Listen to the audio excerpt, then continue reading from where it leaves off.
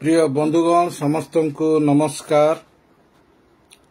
मु एक विशेष अनुरोध नहीं आपण मान निकट को आज लाइव आसी।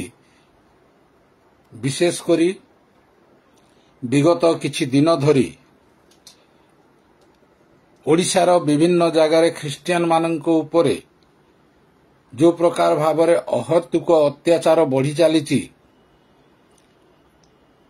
तार प्रतिवाद रे जुलाई 2 तारिख दिन मालकानगिरी सहर रे आपण माने ओडिशार जेकोसी स्थान रे रहंतु ओडिशार जेकोसी जगार ख्रिस्टियन होंतु ना कहीं मालकानगिरी 2 तारिख रे दयापूर्वक मालकानगिरी पहुंचंतु। सेठारे गोटे विशाल रैली रो आयोजन करा जाउछि आ से रैली रे भाग नियंतु एवं आज पर्यंत जो माने आक्रांत हेइछंती एवं सेमानंको एफआईआर अनुसार कौनसी दोषी को दंडित करा जाई नाही।